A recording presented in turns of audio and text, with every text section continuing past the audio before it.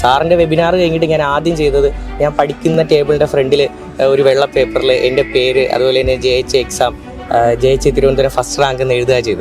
എന്നിട്ട് ഏറ്റവും താഴെ ഞാൻ തന്നെ അന്നത്തെ ഡേറ്റ് വെച്ച് സൈൻ ചെയ്യായിരുന്നു ചെയ്തത്. അത് ഞാൻ എന്നോട് തന്നെ കൊടുത്തൊരു ഉറപ്പാണ്. സഹകാരിയിലോട്ട് ഞാൻ എത്തുന്ന സാറേ നമ്മുടെ യൂട്യൂബിലുള്ള വീഡിയോകൾ കണ്ടിട്ടാണ്. നമ്മുടെ കമ്മ്യൂണിക്കേബിൾ ഡിസീസിൻ്റെ ഒരു ക്ലാസ് കണ്ടുകൊണ്ടാണ് ആദ്യമായിട്ട് സഹകാരിയിൽ എത്തണമെന്നൊരു ആഗ്രഹം തോന്നിയത്. തിരുവനന്തപുരം ജില്ലയിൽ DHS ഹെൽത്ത് ഇൻസ്പെക്ടർ പരീക്ഷയിൽ 9ാം റാങ്ക് കരസ്ഥമാക്കിയിട്ടുള്ള നമ്മുടെ ഏറ്റവും വേണ്ടപ്പെട്ട അഖിലാണ് ഇന്ന് നമ്മളോടൊപ്പം ഉള്ളത്. അപ്പോൾ നമ്മുടെ സഹകാരി കഴിഞ്ഞ DHSൻ്റെ ഹെൽത്ത് ഇൻസ്പെക്ടർ നോട്ടിഫിക്കേഷൻ വന്നപ്പോൾ തന്നെ നമ്മൾ ആദ്യം ഫസ്റ്റ് അല്ലേ ഒരു ബാച്ച് സ്റ്റാർട്ട് ചെയ്യും. അതിനുശേഷം പെട്ടെന്ന് തന്നെ കൺഫർമേഷൻ ക്രാഷ് ബാച്ച്. അപ്പോൾ ക്രാഷ് ബാച്ചിലായിരുന്നു നമ്മുടെ അഖിൽ വന്നിട്ടുണ്ടായിരുന്നത്. അഖിൽ ഇത്ര 52 മാർക്ക് അല്ലേടാ 52 മാർക്ക് സ്കോർ ചെയ്തുകൊണ്ടാണ് അഖിൽ 9ാം റാങ്കിലേക്ക് എത്തിയിട്ടുള്ളത്. അപ്പോൾ ഈ ചെറിയൊരു അവസരത്തിൽ ഈ ഷോർട്ട് സ്പാൻ ഓഫ് ടൈമിൽ നമുക്ക് ഇതുപോലൊരു വിജയത്തിലേക്ക് എത്തണമെന്നുണ്ടെങ്കിൽ അതിന് വേണ്ടിയിട്ട് അഖിൽ അഡോപ്റ്റ് ചെയ്തിട്ടുള്ള രീതികൾ, അദ്ദേഹത്തിൻ്റെ സ്ട്രാറ്റജീസ് ഇതെല്ലാം ഇന്നിപ്പോൾ നിങ്ങളടുത്ത് ഡിസ്കസ് ചെയ്യും. അപ്പോൾ അഖിലെ ഈ ഒരു ഷോർട്ട് സ്പാൻ ഓഫ് ടൈമിലെ പ്രിപ്പറേഷൻ ഇപ്പോൾ ആക്ച്വലി നമ്മുടെ ഡിപ്ലോമ കഴിഞ്ഞിട്ട് ഇപ്പോൾ എത്ര നാളായി? ഡിപ്ലോമ കഴിഞ്ഞിറങ്ങിയ ഫസ്റ്റ് എക്സാമാണ്. കഴിഞ്ഞിറങ്ങിയ ഫസ്റ്റ് എക്സാം നമ്മുടെ വൈഷ്ണവിയൊക്കെ പോലെ അല്ലേ?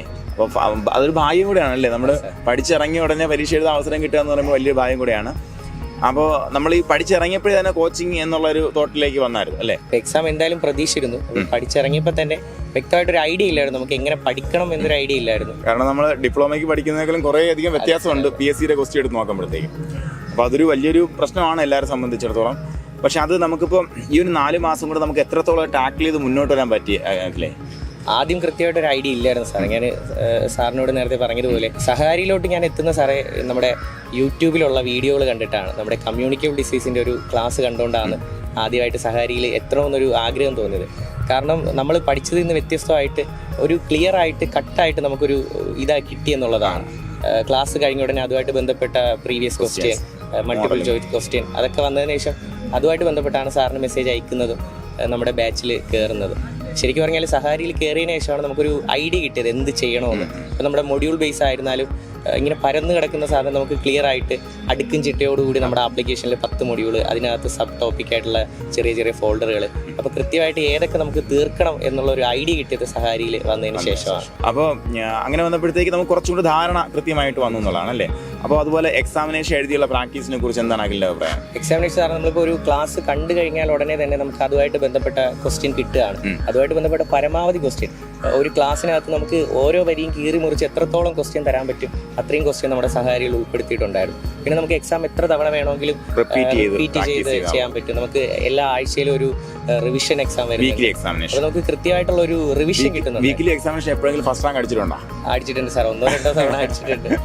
ഓക്കെ, ഇത്ര മാത്രമേ പറയാനുള്ളൂ. നിങ്ങൾ സഹകാരിയുടെ ഒപ്പം പ്രിപ്പയർ ചെയ്യുന്നുണ്ടെങ്കിൽ നിങ്ങൾ 3-4 പ്രാവശ്യമെങ്കിലും വീക്കിലി ഫസ്റ്റ് അടിക്കാൻ വേണ്ടി ശ്രമിക്കുക.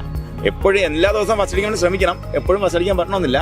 പക്ഷേ നിങ്ങൾ എല്ലാ വീക്കിലും 90+ അടിച്ചാൽ മാത്രം മതി. ബാക്കി നമുക്കത് അഷുറൻസ് തരാൻ പറ്റും. കാരണം നമ്മുടെ ഗുണമല്ല, പഠിക്കുന്ന നിങ്ങളുടെ ഗുണമാണ്.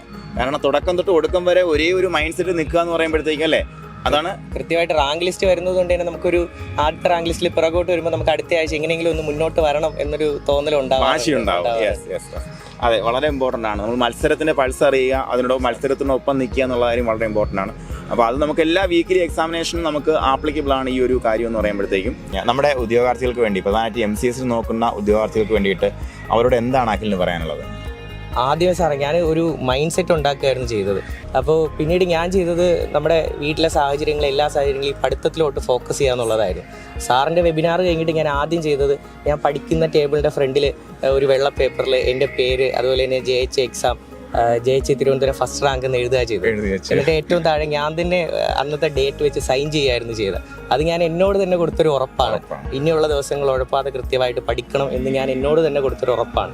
അതുപോലെ തന്നെ സഹകാരിയിൽ ഞാൻ നേരത്തെ പറഞ്ഞില്ല ഈ ഫോൾഡർ തിരിച്ചുള്ള അത് കൃത്യമായിട്ട് ഞാനൊരു A4 സൈസ് പേപ്പറിൽ എഴുതി പഠിക്കുന്ന ചുറ്റും ഇങ്ങനെ ഒട്ടിച്ച് വെക്കുമായിരുന്നു. ഒരു തവണ ഒരു ക്ലാസ് വീണ്ടും കണ്ടതിന് ശേഷം ഒരു ടിക്ക് ഇടുമായിരുന്നു.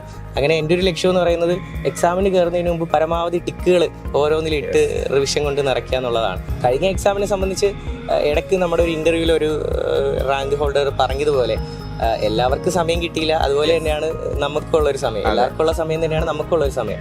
അപ്പോൾ ആ ഒരു ഇതുണ്ടായിരുന്നു. സമയം കിട്ടാത്തപ്പോൾ ആദ്യം ഒരു ടെൻഷൻ ഉണ്ടെങ്കിലും നമുക്ക് പരമാവധി കാര്യങ്ങൾ കവർ ചെയ്തിട്ട് എക്സാം ഹാളിൽ പോകുക എന്ന് പറയുന്നൊരു പോയിന്റ് ഓഫ് വ്യൂലാണ് നമ്മൾ തോട്ട് വന്നിട്ടുണ്ടായിരുന്നത്. അപ്പോൾ എല്ലാവരും കൃത്യമായിട്ട് വളരെ മനോഹരമായിട്ട് വർക്ക് ചെയ്യുക. MCSന്റെ നോട്ടിഫിക്കേഷൻ വരികയാണ്. നിങ്ങളുടെ എല്ലാവരുടെയും സ്വപ്നമാണ് ഒരു യൂണിഫോം പോസ്റ്റ് എന്ന് പറയുമ്പോഴത്തേ അല്ലേ. അപ്പോൾ എല്ലാവർക്കും വിജയാശംസ നേരെയാണ് അഖിലിനോടൊപ്പം.